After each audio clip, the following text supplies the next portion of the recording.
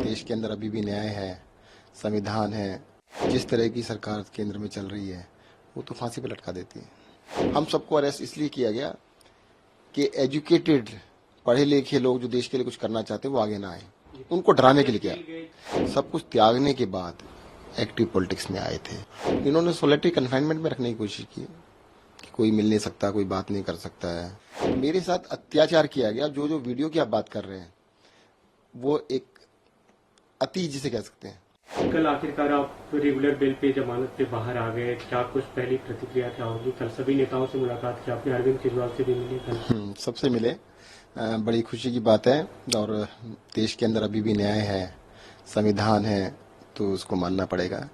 अगर संविधान नहीं होता, न्याय नहीं होता, अदालतें नहीं होती तो शायद जिस तरह की सरकार केंद्र में चल रही है वो तो फांसी पे लटका देती है। एक्सपीरियंस कैसा रहा इतने दिनों जेल में रहने का? कटु अनुभव काफी रहे। आप बीच में एक बार बाहर आए भी तो मेडिकल बाहर आए। देखिए, अनुभव तो जो है ना, ये पहले से पता था। अरविंद केजरीवाल के साथ जब स्टार्ट किया था ना, उन्होंने सबसे पहले कहा था, देखो इस देश की राजनीति को बदलने की हम लोग कोशिश कर रहे हैं और जो भी इसको कोशिश करेगा तो उसको जेल तो जाना पड़ेगा ही। तो ये काफी लगता था, पर कई बार ये भी लगता था कि यार ये सिर्फ हम बातें कर रहे हैं, ऐसा थोड़ा होता है। अब तो देश आजाद हो गया है, अब इतना वैमनस्य द्वेष इतना ज्यादा नहीं होगा। पर पता नहीं था कि भी नेता लोग इतने मन में द्वेष भर के रखते हैं। देखो, देश के लिए सब भले करने के लिए आए हैं ना। सारे जितने भी लोग हैं, पार्टियां हैं, देश का अच्छा करना चाहती हैं। तो उसके अंदर तुम हमसे अच्छा काम कर लो भाई। अरविंद केजरीवाल अगर दिल्ली में अच्छा काम कर रहे हैं तो उनको रोकने की बजाय तुम उनसे अच्छा काम कर लो भाई। जो भी अरविंद केजरीवाल ने किया तुम कॉपी कर लो, पूरे देश में कर लो। करना हम कुछ नहीं करेंगे, पर इसको करने भी नहीं देंगे। और सबसे बड़ा कारण क्या है कि भाई ये जेल जाने के बाद ये अनुभव हुआ कि भाई कई बार सोचा कि भाई मुझे जेल भेज दिया, अरविंद जी को जेल भेजा, मनीष जी को भेज दिया, संजय सिंह को भेजा, कितने तमाम हमारे नेताओं को जेल भेजा। भाई ऐसा क्या आम आदमी पार्टी के अंदर कि आम आदमी पार्टी के लोगों को तोड़ना चाहते हैं, खत्म करना चाहते हैं।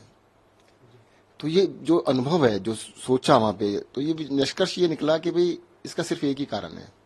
इस देश में बहुत सारी पार्टियां बनी, पर वो इन जो सो कॉल्ड बहुत बड़ी बड़ी पार्टियां का कुछ बिगाड़ नहीं पाई।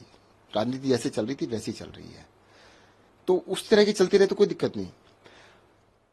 आम आदमी पार्टी, अरविंद केजरीवाल इलेक्शन पॉलिटिक्स में आए, इनको कोई फर्क नहीं पड़ता, पर इनके जैसे नहीं बने इसलिए फर्क पड़ता है। तो उन्होंने पूरी की पूरी जान इस बात पे लगाई कि अरविंद केजरीवाल को तोड़ दें, इस पार्टी को खत्म कर दें, किसी की तरीके से इसको खत्म किया जाए।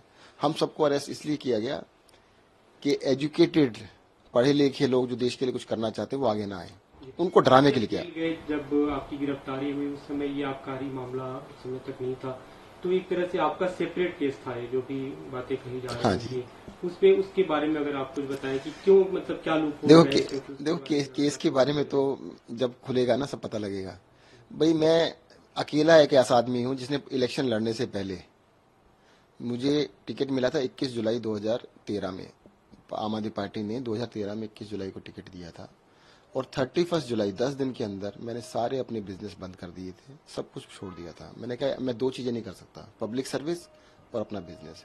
इस देश के अंदर बहुत सारे एमएलए हैं, बहुत सारे एमपीज हैं, मंत्री हैं जो आज भी बिजनेस करते हैं। कोई पाबंदी नहीं है, मेरे ऊपर कोई पाबंदी नहीं थी। कोई एमएलए मंत्री नहीं बन गया था कि मेरे को कोई कंपनी छोड़, सब कुछ छोड़ दिया था मैंने।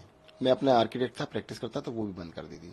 सब कुछ त्यागने के बाद एक्टिव पॉलिटिक्स में आए थे। लेकिन जो मनी लॉन्ड्रिंग के आरोप, हाँ, मैं बता देता हूँ ना, वो जो लॉन्ड्रिंग के आरोप थे, ईडी को 7 साल हो गए ना इनमें इंक्वायरी करते हुए। 7 साल से अभी इंक्वायरी चल रही है, खत्म नहीं हुई है। 24 अगस्त 2017 को सीबीआई ने पीएच दर्ज किया, 7 दिन के अंदर ईडी ने दर्ज कर लिया 30 अगस्त को। 7 साल अब पूरे हो चुके हैं, 7 साल से ऊपर चले गए हैं, अभी तक इनकी इंक्वायरी नहीं कर पाए हैं। अगर तुमसे इंक्वायरी कंप्लीट नहीं हुई तो तुम करके आ रहे हो भाई? कहते नहीं यार, अरेस्ट करना था, हमने अपना काम कर लिया। उनका असली मकसद था सत्येंद्र जैन को अरेस्ट करना, सत्येंद्र जैन को जेल के अंदर रखना, अरविंद केजरीवाल को अरेस्ट करना, उनको जेल में रखना, मनीष सिसोदिया को अरेस्ट करना, संजय सिंह को अरेस्ट करना। वो अपना काम किया उन्होंने।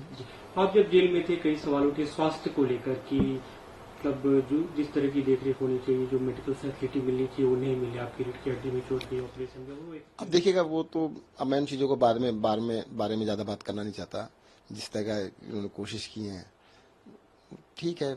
अब उनका ऐसा ही माने, ऐसे ही लोग हैं तो क्या कर सकते हैं। उन्होंने वहां पर जैसे आप खाली चोट लगने की बात कर रहे हैं, इन्होंने सोलिटरी कन्फाइनमेंट में रखने की कोशिश की कि कोई मिल नहीं सकता, कोई बात नहीं कर सकता है। तो इस तरह का तो सोलिटरी कन्फाइनमेंट सबसे सीवियस पनिशमेंट कहलाती है। 15 दिन से ज्यादा ना मर्डरर्स को नहीं रखते उसके अंदर। 15 दिन से ज्यादा महीनों रखा गया सोलिटरी कन्फाइनमेंट के अंदर कि भाई किसी से बात नहीं कर सकते, बोल नहीं सकते। तो उन्हें तोड़ने के लिए हर तरह के हथकंडे अपनाए जो भी हो सकते थे। आप जब जेल में थे, वीडियो भी सामने आया था तिहाड़ जेल से सीसीटीवी का, जिसे लेकर काफी सवाल खड़े। अच्छा चलो पहले ही बताओ, तिहाड़ जेल के अंदर कैमरे सब जगह लगे हुए हैं और किसी सीसीटीवी फुटेज क्यों नहीं मिल रही आपको? वहां पे क्रिमिनल्स भी हैं बहुत सारे, उनकी फुटेज क्यों नहीं मिल रही? सत्येंद्र जैन की क्यों मिली? ये कहते हैं सत्येंद्र जैन के लिए ना, देखिएगा क्या शानदार खाना खा रहे हैं। खीरा, टमाटर, संतरा और केला, ये 4 चीजें थी। आपकी नॉलेज के लिए मैं बता दूं, जब मैं जेल गया था मैंने 1 साल तक अन्न नहीं खाया था और वहां से खरीद के खाते थे। कैंटीन है वहां पर, कैंटीन के अंदर पैसे दे के खरीद सकते हैं। आपको कहूँ तो मैं बहुत सारे बिल दिखा सकता हूँ, सारे बिल हैं। कहते सत्येंद्र ने पानी पिया, अरे भाई साहब खरीद के पिया, बिस्लरी का पानी वहां मिलता है सबके लिए, मेरे लिए अलग से नहीं है। सत्येंद्र जैन के देखो टीवी लगा हुआ था, अरे भाई टीवी मेरे यहाँ नहीं लगा, सबके यहाँ टीवी लगा हुआ था। अगर मेरे यहाँ लगा तो कोई अलग से नहीं था। मेरे साथ तो ये अलग से ये था कि मुझे अकेले रखा गया था। मैंने बाद में लिख के दिया उनको, डॉक्टर ने मुझसे कहा भाई इनको अकेले न रखे, साथ में रख लो। कहते नहीं अकेले रखेंगे, इसको तोड़ना चाहते हैं हम। तो मेरे साथ अत्याचार किया गया। जो जो वीडियो की आप बात कर रहे हैं वो एक अति जिसे कह सकते हैं। अरे मुझे सर्जरी हुई थी, मुझे डॉक्टर्स ने कहा था बेड रेस्ट नहीं, एक्सक्लूसिव बेड रेस्ट कि मेरे को कहा गया था। मुझे अस्पताल में रखना था कि वहां के स्टाफ ने बोला कि जी हम आपको ओपीडी में ना रख के, हम आपको चक्की कहते हैं, रूम को कहते हैं, वहां रख लेते हैं और फैसिलिटी वहां पे दे देंगे। मैंने कहा मुझे जब झुकना मना है, मैं कुछ उठा नहीं सकता। कम से कम 1 महीने के लिए एक्सक्लूसिव बेड रेस्ट किया गया था कि 1 महीने तक आपने हिलना भी नहीं है। तो उस टाइम पर मेरे पैरों में इसमें बहुत ज्यादा पेन था, तो उन्होंने अरेंज किया था। अच्छा आप कह रहे हो मसाज की बात कर रहे हैं, चलो कभी ये पूरे कपड़े पहन के मसाज होती है? आपने वो वीडियो दोबारा देख लेना, खोल के देखना। अरे भाई फिजियोथेरेपी कर रहा था वो बेचारा, कहते वो मसाज करा रहे थे। आप भी करा लो भाई, ऐसे मेरे को दिखा देना।